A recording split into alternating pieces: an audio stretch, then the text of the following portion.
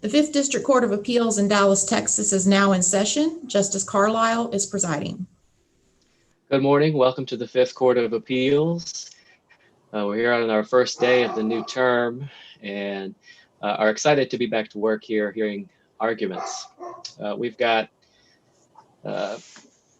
case number 05-20318CV, that's B.G.C. versus M.Y.R. Who do I have for the appellant? Byron Henry and Walker Young on behalf of the appellant. I will be presenting argument today, Justice Carlisle. Very good. And who do we have for the appellee? John Schorsch and Don Godwin on behalf of the appellee, and I will be presenting argument on behalf of the appellee, Judge Carlisle. Good morning. As you both know, 20 minutes for each side, 5-minute rebuttal. And with that, Mr. Henry, when you're ready. Thank you, Justice Carlisle. May it please the court, Justices Carlisle, Justice Mulberg, Justice Browning.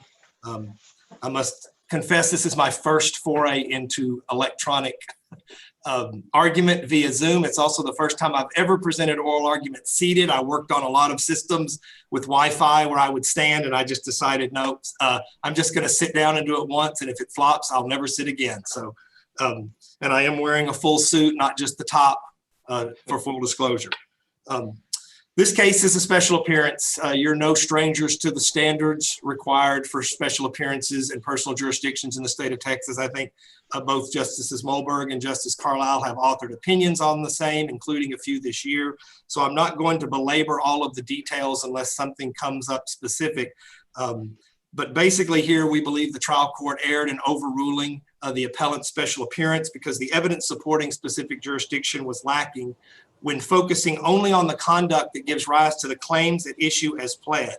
Basically, the court is left with allegations that the appellant solicited the appellee for intimate photos from Oregon.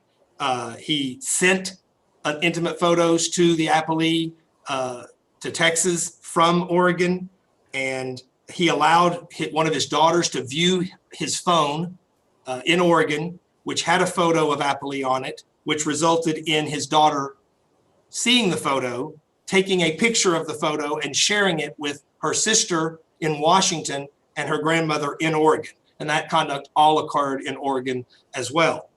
So one of the things we need to cut through is the procedural before we get to the substance, and that is, what are the claims at issue in this case? Your honors probably know that 3 of the defendants have been dismissed on special appearance for lack of personal jurisdiction, and that's not subject to this appeal. Also, procedurally, the appellee was allowed to file their response and supporting affidavits the day before or the day of the hearing, which can be problematic in special appearance practice, but we haven't appealed that order, so the response and the affidavits are before the court, and we haven't challenged that ruling. There's an issue of waiver, whether we've waived contesting those by not specifically rebutting them. We believe that the ones that are relevant were specifically rebutted either in our special appearance or at the hearing, and the ones that were not rebutted, as the Supreme Court says, you can choose not to rebut them and just argue that they're not relevant or they're insufficient to create jurisdiction, which we believe anything that was not specifically rebutted or controverted with sworn testimony by the appellant or one of the other witnesses simply doesn't matter for purposes of this court's analysis. One other reminder, in specific jurisdiction, we briefed general because it was unclear what jurisdiction they were alleging. There was some mentions of general in their response, but they have conceded in their brief that this is not a general jurisdiction case, so it's specific only. And as this court knows, specific jurisdiction claims are done on a claim-by-claim basis, meaning for every claim against the defendant, you have to analyze the contacts that allege that give rise to that claim and determine whether or not they meet the specific jurisdiction test. One also reminder is that the claims at issue, even though courts are allowed to review jurisdictional allegations in a response in addition to the pleadings, the claims at issue are controlled by the pleadings.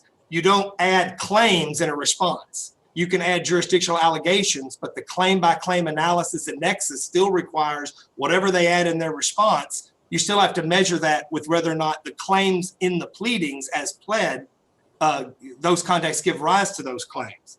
And in this case, there's a couple of things that are not in the pleadings that they have focused on, and I'll get to those in just a minute. But I believe that their summary of allegations in this case, in their brief on pages 23 and 24, they have lowercase Roman numerals 1 through 10.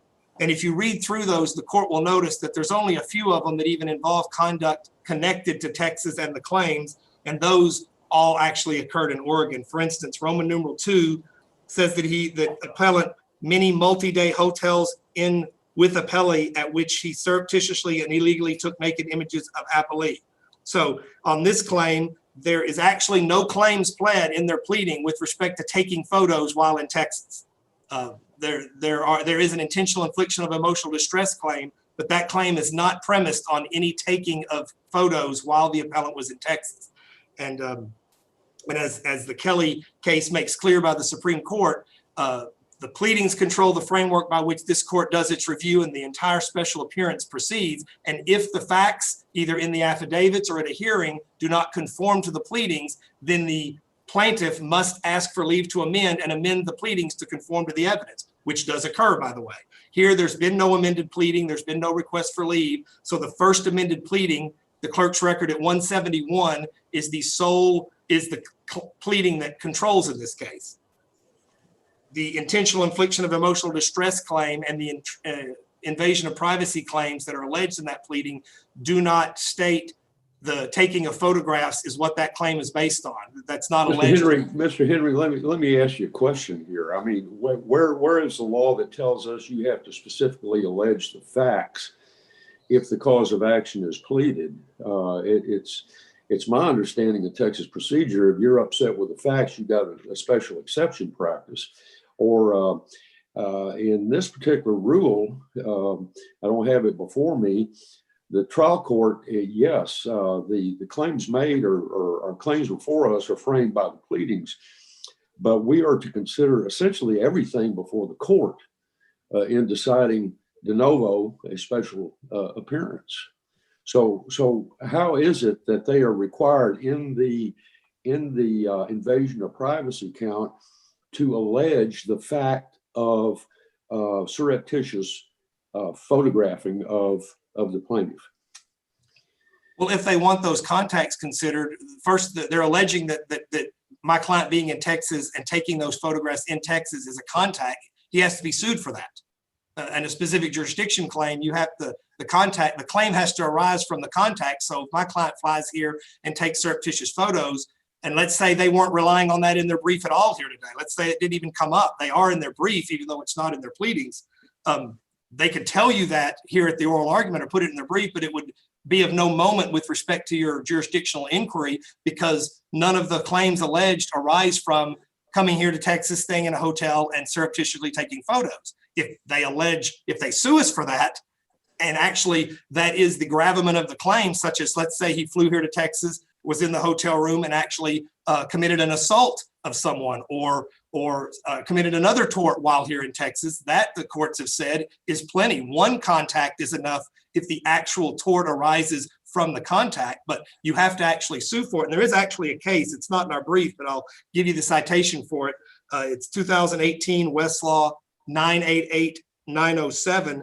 It's the Waterworks Corral Creek case versus Aquatech Saltwater Disposal. It's a 2018 Austin case. And in that case, they were faced with this exact situation.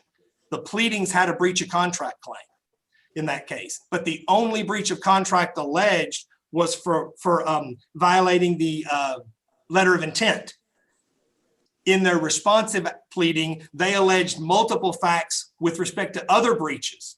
But the Court of Appeals in Austin said, and I quote, Aquatech did not amend its pleadings to allege other breaches of the letter of intent. Accordingly, we will consider the additional evidence of these activities that Aquatech presented and will assess whether these activities are purposeful contacts from which the breach of contract claim as alleged arises. Meaning, you can consider other contacts in a response, but you can't interpose new claims or new bases for a claim. So in that case, they tried to add other breaches of the letter of intent with their jurisdictional allegations. And what the Court of Appeals did is said, we're free to consider other contacts, but only with respect in a specific jurisdictional analysis as it applies to the claims as they're actually last pleaded. What were the factual allegations of the invasion of privacy claim? The specific factual allegations for invasion of privacy dealt with solicitation of images, sending images from Oregon of himself, intimate photos, and also the sharing of the photos with the sister and the grandmother by the daughter, which I believe the uncontroverted evidence at the hearing was that was done in Oregon. She took a photo of the photo, showed it to her, sent it to her sister, showed it to her grandmother. None of that occurred in Texas.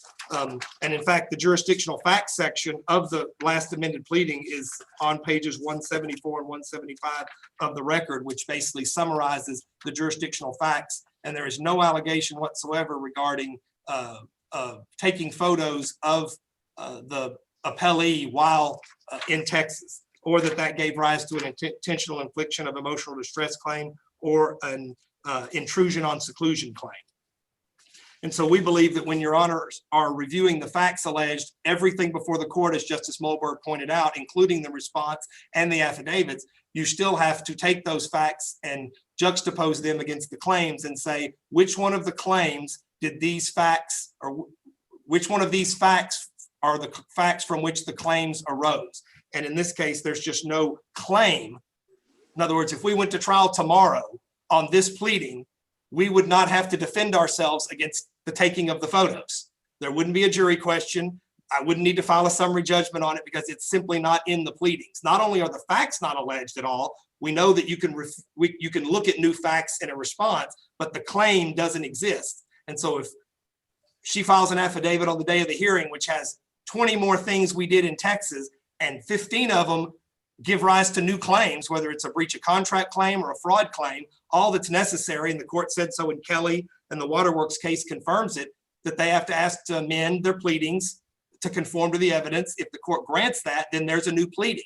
And then we have to respond to that with either we need more time to respond to these or we can go ahead and proceed. But in this case, the pleading is what it is. The live pleading is locked at 171 of the clerk's record, and there's simply no factual or allegations or claims in that pleading which revolve around taking photos while my client was here in Texas. Counsel, in the plaintiff's amended petition, didn't they allege that torts were committed in whole or in part in the state?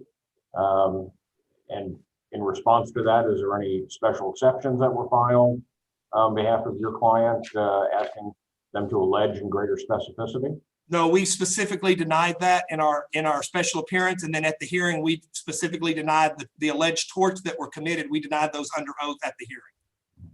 So in other words, the conclusive, without a response or any controverting affidavit or evidence, the general aversion is enough to bring the claims within the Texas long-arm statute. That's why we were required to file a special appearance, verified, controverting that, and then also we had an evidentiary hearing at which the testimony affirmatively rebutted the allegations in the pleadings, and the ones that weren't rebutted expressly, such as taking photos while the plaintiff was here in Texas, aren't the basis of any claims for which we're sued, so they shouldn't matter whether they're rebutted or not. So we believe all of the relevant facts have been rebutted, and so then we're left with just an analysis of what contacts my client had with Texas. Going back to their own brief, they allege the sharing of the photos that happened in Oregon, the sending of my client's intimate photos to the appellee, that happened from Oregon. The daughter's conduct with respect to sharing the photo in Washington, that did not happen in Texas. They have a lot of facts about my client's business interests, when he owned businesses here and whatnot. Obviously, this isn't a general jurisdiction case, and none of those give rise to any of the claims in this case. He did frequent Texas to visit the appellee, but as I say, he's not sued for frequenting the plaintiff here and visiting her in Texas. And so although he did visit her from time to time and they did stay together in hotels, like I say, the claims don't arise from the fact that he was here. The claims arise specifically from what happened to the photo that she sent him. his solicitations from Oregon to here and the photo she sent to him and what happened to it by virtue of it not being protected, being shared with others in Oregon and Washington, and by virtue of him sending photos from Oregon to the appellee in Texas. And of course, the case law is pretty clear that communications from Oregon to Texas aren't enough, emails, texts, even the case law is pretty clear that even if there's a contract involved, the communications and negotiating simply from Texas to from another state into Texas isn't enough. Likewise, the suffering of harm, the so-called direct to tort theory that is relied upon heavily by the appellee, has been repudiated by the Texas Supreme Court and acknowledged by courts of appeals in Texas as having been repudiated.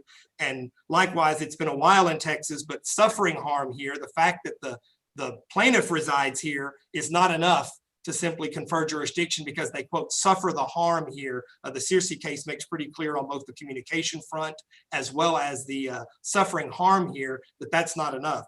So what you have is a Oregon resident, a host of conduct in Oregon and from Oregon, and some conduct from Oregon into Texas, but those are simply communications and the fact that the appellee suffered harm here in Texas.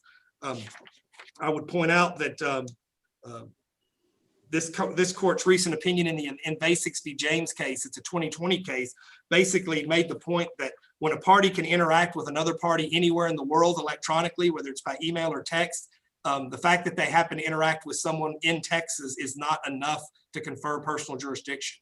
So what they're really relying on is they list many times as my clients coming to Texas on business trips and staying in hotels here in Texas, allegedly sending my client money for hotel stays and other expenses here in Texas. Like I said, my client's not sued for any of that conduct. None of the claims arise from the fact that my client flew here to Texas on business and actually stayed with the appellee in a hotel room. Mr. Henry, So do you that have makes a most of different those answer? contacts. Do you have a different answer, Mr. Henry, on that in M.Y.R. case? How in the beginning of the discussion section of that case, where we talk about how 120A3, we just disagreed that in M.Y.R.'s argument that we were bound by the jurisdictional facts in the petition, we disagreed with the argument that you make and that they seem to make there. What is your response to that, and how do we resolve that with this case? The M.Y.R. case deals with whether you're bound by the jurisdictional allegations in the petition. There's no doubt that your case law in M.Y.R. and other cases, there's a long line of cases saying that you can rely on the jurisdictional allegations in the response to the special appearance or at a hearing, or they can supplement, just like we get to supplement our rebuttal at an evidentiary hearing. They're not bound by the jurisdictional facts in there. The problem is that what they add in their response, jurisdictional allegations, don't give rise to new claims. In other words, they can't now come say, oh, in fact, they've alleged some sort of misrepresentation, even though we're not sued for fraud in this case. They can't come to this court and say, oh, there's personal jurisdiction based on a fraud claim. I don't have it in my pleading, but you can read the response that was filed the day of the actual hearing, which means we wouldn't be able to do anything about that or special accept or anything, but just rebut it and say, you can do a nexus analysis between our fraud allegations and a fraud claim based on our response. You can't do that, but they can add jurisdictional allegations in a response that you can take into consideration. So now you still have to do, once you put all that in a bucket, you still have to say which of these contacts gives rise to the actual claims. And it doesn't count if they say, well, that gives rise to a fraud claim. And your question, I guess, or my question would be, where's your fraud claim? You haven't sued them for fraud. So how does that give rise to a claim that's in the case on a claim by claim analysis? So that's the difference there between M.Y.R. and that issue. And the Waterworks case dealt with that. The Waterworks case was talking to itself about, well, we can consider the response and jurisdictional allegations, but we can't add new reasons for breach. They've only alleged one breach, so we can only analyze contacts that go towards that claim as alleged. And that was actually the same claim. It was a breach of contract claim. It was just additional breaches. And even the Waterworks case says, no, they haven't been sued for breaching the contract that way. So we're not going to consider those jurisdictional analysis. Well, counsel, they have alleged invasion of privacy, and they have stated that your client surreptitiously photographed the plaintiff in Texas? How do you square that with your jurisdictional analysis? They allege invasion of privacy in their pleadings, but they don't sue us for taking surreptitious photographs in the pleadings. They allege it in their, they added that the entire surreptitious photograph issue in their response and in their affidavit. One other question, Mr. Henry. Yes, Your Honor. You're telling us, and you cite authority, including Texas Supreme Court authority, that just because the harm takes place in Texas doesn't necessarily is not necessarily pivotal or even meaningful in the assessment we have to make today. Aren't you taking a little bit of liberty with that? I mean, it's the whole hand grenade theory. If I'm standing in Oklahoma, throw a hand grenade at you across the border and it goes off, are you saying there's no Texas jurisdiction?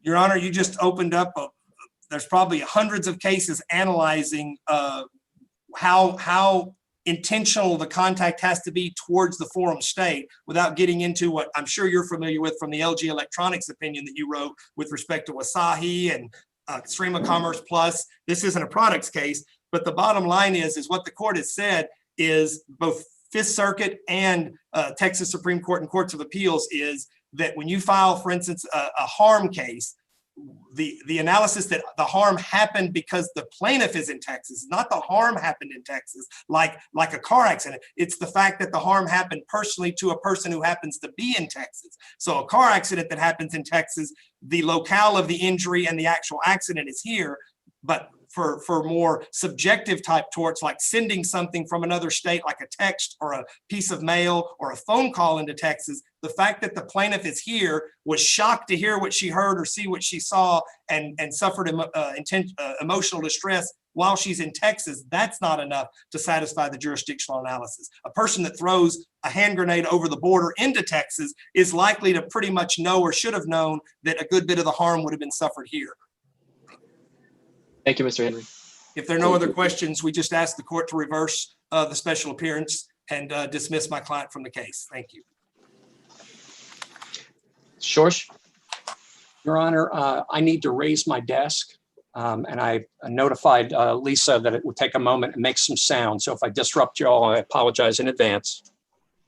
Oh, no problem.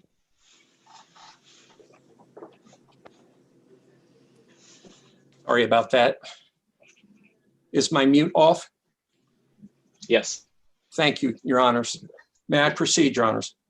Yes, sir. This too is my first appearance on a Zoom appellate argument. It's an interesting experience. I appreciate the court allowing us to participate this way. I'm going to pick up sort of where the court left off. The suggestion, the proposition that the defendant gets to choose which facts count and which facts don't count isn't the law. I pled these torts. My pleadings, according to the controlling authority in Texas, include my response. I'm not relying on my response in order to effectively say a new count was included. It wasn't. I alleged in my amended petition that there was an invasion of privacy, that it involved electronic media, that it involved intimate photographs, that it involved adverse possession and misuse of those photographs, and that it didn't allow for the consent of my client. I alleged that torts with intent occurred in whole or in part in Texas. At no time were special exceptions or a motion to quash filed. At no time were challenges to the effective notice of my pleadings taken by anybody. We effectively went to trial, if you will, on the special appearance on my pleadings without challenge, including my special appearance response.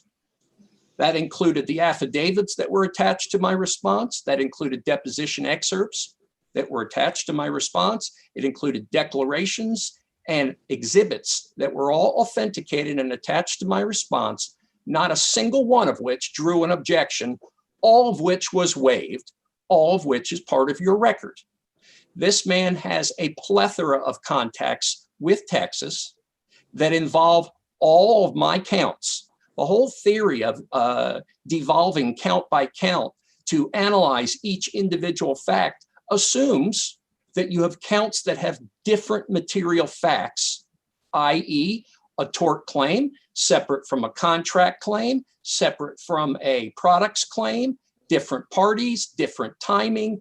We don't have any of that. I have one bundle of facts. All of my facts support the same claims that are still alive before you: invasion of privacy, intentional infliction, and misuse of intimate electronic media, her upskirt photos, if you will.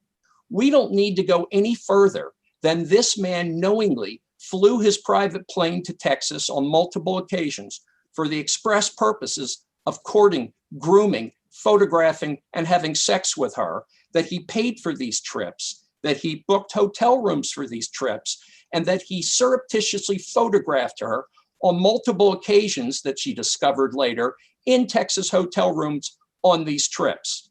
Mr. Henry says the photograph is not a surreptitious photo. I mean, can we get some clarity on that? What is the photo or photos?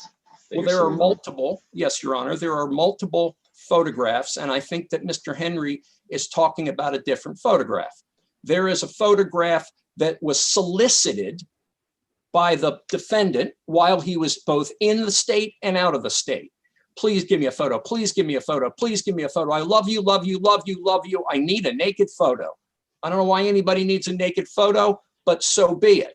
He solicited it both in and out of Texas. He solicited it with what she described in her affidavit as hundreds of texts, hundreds of cell calls, all on a cell phone that he bought for her, provided to her in Texas, and that he delivered to her in Texas while she was residing with her 3 school-age daughters.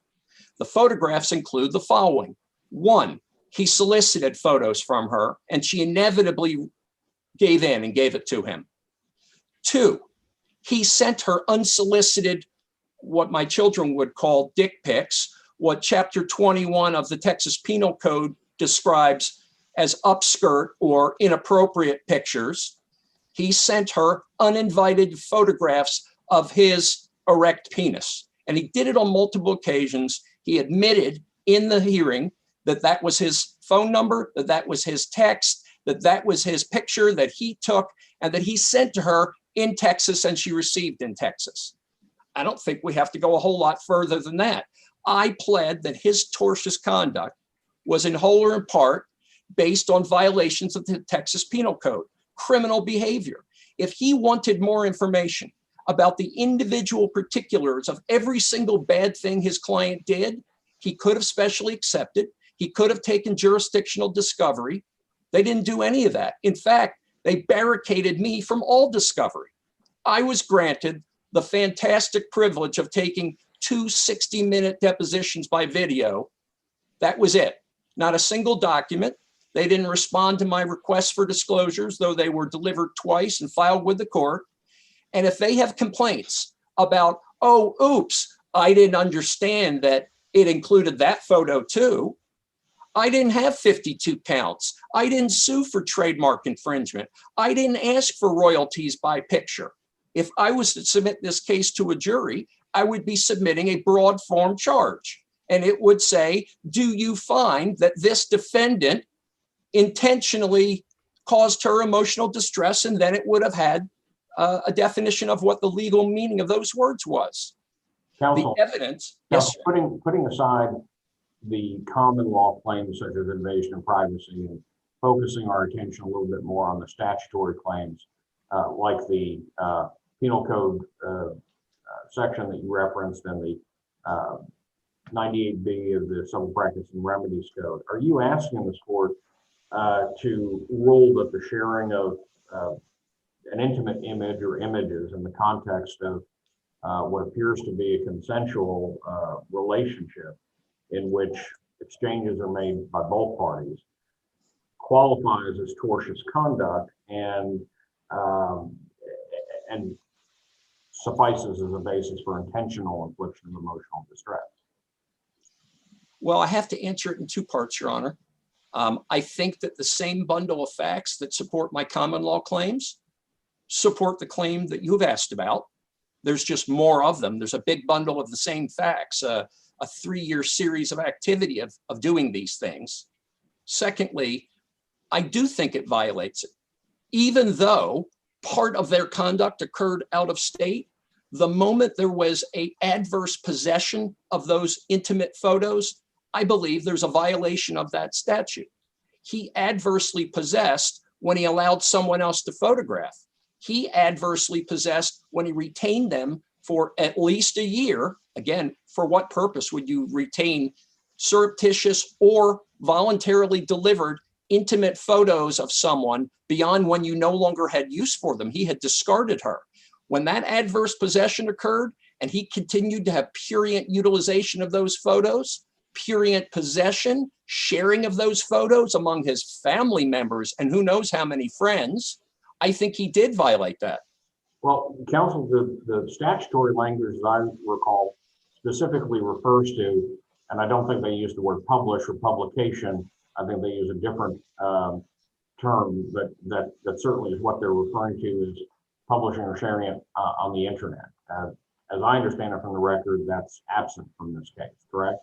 We have viewing under what appear to be, or what have alleged to have been accidental circumstances of an image or images on a phone. I'm not There's certain. no internet distribution or dissemination of these images. Is that correct? I think that they used the electronic medium of the cell phone and the texting, and I'm not certain, and I can't honestly answer that the way it's been framed, Your Honor, because I don't see any cases out there that slice the onion skin quite that thin between internet juxtaposed to a text attachment sent over the electronic means of cell phones. And that's what happened in this case, not just between he and her, but between the adult daughter to another adult daughter, and then on to the grandmother. So 3 unauthorized utilizations of the electronic medium of cell phone and delivery. Well, counsel, I'm looking at the statute right now, 98B. It talks about promoting the material on the internet or on a website. They didn't do that to my knowledge. Okay, thank you.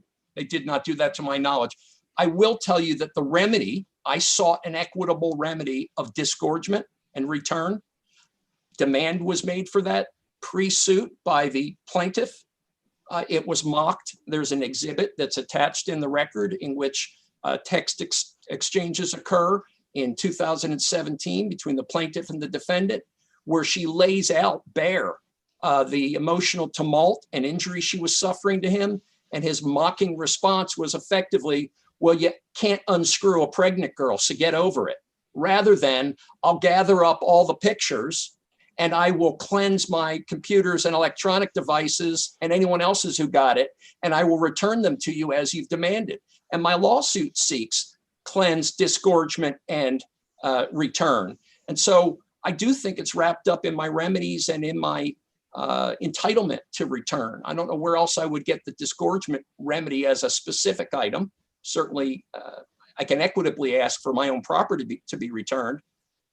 It's her image. And if it was given for a particular limited purpose, once that limited purpose ends, it's no longer proper use. And if it was surreptitiously taken or stolen, it's no different than an upskirt photo. It's no different than someone walking by my sister, my mother, my wife, or any of the judge's female relatives and taking a photograph with a cell phone up their skirt and then retaining that photograph for improper purpose. That's what happened here when he takes a secret photograph or photographs multiple at a Texas hotel room that he paid for. There's so much contact here that it's almost befuddling to me that we're having a dialogue about whether there are facts to support this proposition. He didn't object. It's all in, and this court, even in de novo, which is how you sit, and you consider that record, and you determine whether it's legally or factually sufficient to sustain at this level the ruling of the court. And in order to unwind that, you have to determine that it is insufficient at such an extent that nobody could look at those facts. That's almost the standard. that nobody could have a disagreement. Even if they're thin, there can be a disagreement. That's what civil lawsuits are about. And he offered very little at the special appearance that would join issue on a specific basis with my facts. I'll go even further. Even the one surreptitious photo I showed him, he didn't deny he took it. He simply said, I don't remember if I took it. That was his get out of jail free card whenever he wanted to not answer a difficult question. And that goes to why you all don't simply impose your opinion of the facts for the trial judge's opinion of the facts. She got to judge the candor. She got to judge the physical language. She got to judge the circumstances and to weigh all of those things and to determine whether those facts in totality were sufficient to exert specific jurisdiction. And she found that they did. And this court should not substitute its judgment. If you had thought, well, maybe I would have tilted the other way, or if I was hearing and I might have done it another way, or someone else might have, that's not what this court should do, and that's not what the law permits. Counsel, speaking of the jurisdictional analysis, opposing counsel, Mr. Henry said, or pointed us towards the line of cases regarding how telephonic and email, electronic communications directed toward a forum state such as Texas would be considered insufficient to confer jurisdiction. And I know that at least one of the cases that this court has been addressed to is Olympia Capital versus Jackson. How do you respond to that? A couple of things.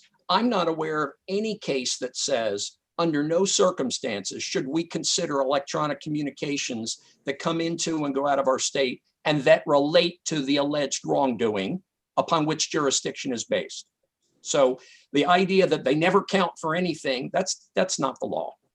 I never alleged that a single or an obtuse or a random or fortuitous email or phone call or contact was the basis of jurisdiction.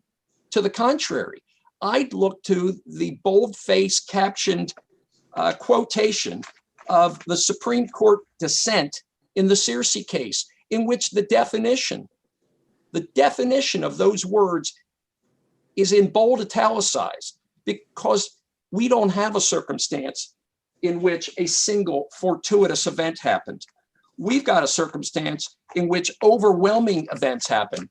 Hundreds of phone calls directed to a cell phone purchased and given and used and housed in Texas with this woman living with her 3 school-age children. He admitted that at the hearing.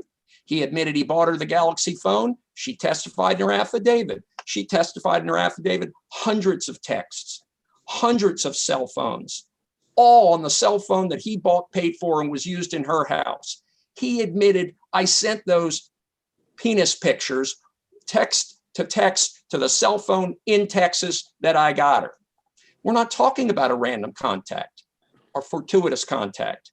Cell phone can count, email can count, text can count. The issue has always been, is it just an email through a portal out in the middle of nowhere, or is it specifically directed to a specific person that you know to be somewhere that's going to open it in the state that's the jurisdictional contest? And does the content of those email, phone calls, or text materially relate to the circumstances that are pled and constitute the alleged wrong? In my case, they all do, and they're plentiful. And so I would say to the court, the contacts do count, and they all relate to his behavior or misbehavior or miscreant behavior, as the case may be. And I would draw the court's attention to something else. His intent, I didn't have to prove intent at this level. I had to plead it.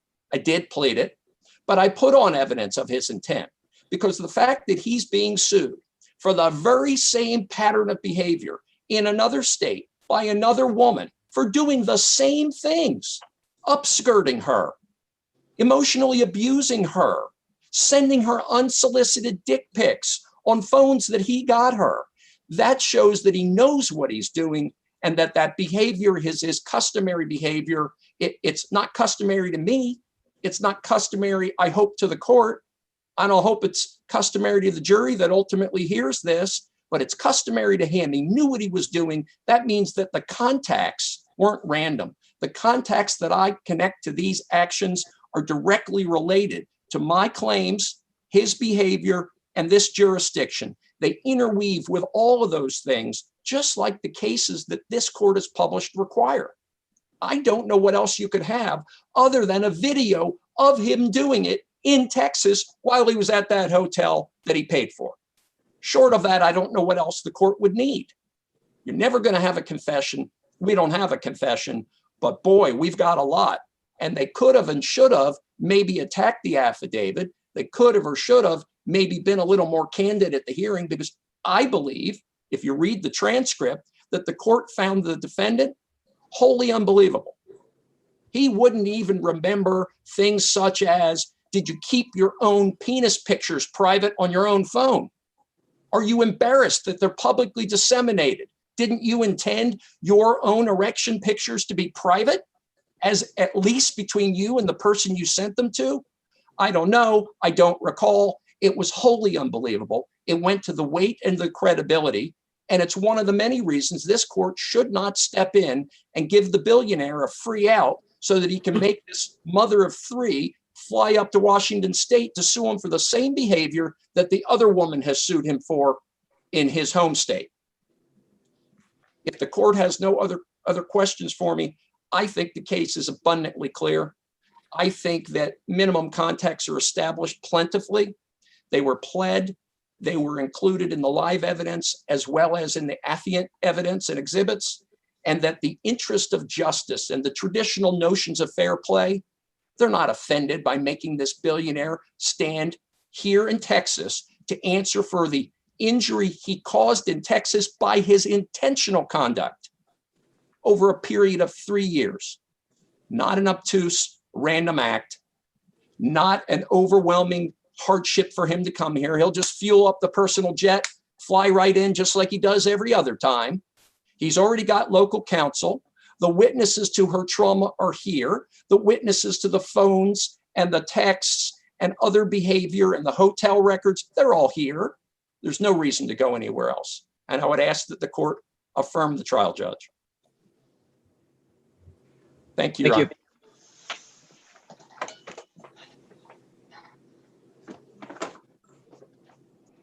Thank you, Your Honors. May it please the court. First of all, in response to Justice Browning's question, the word it uses is disclose, and it's got to be done on the internet. The evidence is wholly, I mean, if you look at the penal code provisions, one is hacking a computer or computer system. That's not alleged. At most, they've alleged that one of the daughters created a fake Facebook page, not an impersonating Facebook page. They didn't impersonate anyone, so that doesn't qualify. They haven't alleged anything even close to the element of the statutory claims. It's laughable that we have to address them here, because what they've even alleged, taking as true, don't even begin to fit any of the elements of the statutory claims. The upskirt photo of justices or their wives is absurd. These were two people in a hotel room in an intimate relationship in a state of undress together. Now, I don't know where counsel comes from, but that's a whole different kettle of fish than sticking a phone up an unsuspecting person's skirt that you don't know, and what the penal code addresses, which, by the way, there's no Chapter 21 claim in the case. But according to plaintiff's theory, they don't have to sue us for 21 because something in her affidavit might fit with Chapter 21. You can do a claim-by-claim analysis of Chapter 21 and say, well, we don't get it on the other claims, but we think there's jurisdiction based on the Chapter 21 claim for upskirt photos. Well, funny thing is, there's not an upskirt photo claim. It's absurd to believe that you don't have to put the basis of the claim in the pleading. In the Waterworks case, they sued for breach of contract, big commercial case, lots of allegations. They sued for breaching the letter of intent in a specific way. The Court of Appeals says, we're not going to juxtapose other claims in this case to do our analysis, but we'll certainly consider your other jurisdictional facts as they relate to the claims that were actually pleaded. So under his theory, you could find a fraud claim in that affidavit. You could find another penal code provision maybe and say, well, he didn't sue him for any of that, but under specific jurisdiction analysis, we found something in here that is a claim in Texas and does rise to the level. So therefore, because the package of facts makes these claims and multiple other claims that he never identified, we're good. That's not the way any case does it. The whole purpose of the Kelly case is instruction from the Supreme Court that if the facts at the hearing and in the evidence don't match your pleadings, you have to amend, is to cure the problem. The long line of cases, there's 20 cites to that footnote. It's note 6. The Waterworks case is the most recent case, citing to the fact that you have to amend your pleadings to allege new things if you're going to rely on them. So he's telling you that we didn't sue him for taking any pics. We alleged pics. Because we said bad pics in our pleading, that includes the ones he allegedly took of her in Texas, which you'd think, since that's his best argument today, he basically said a video of it. Well, the only thing you could take a video of that occurred in Texas is the taking of the photos. All the other stuff is electronic.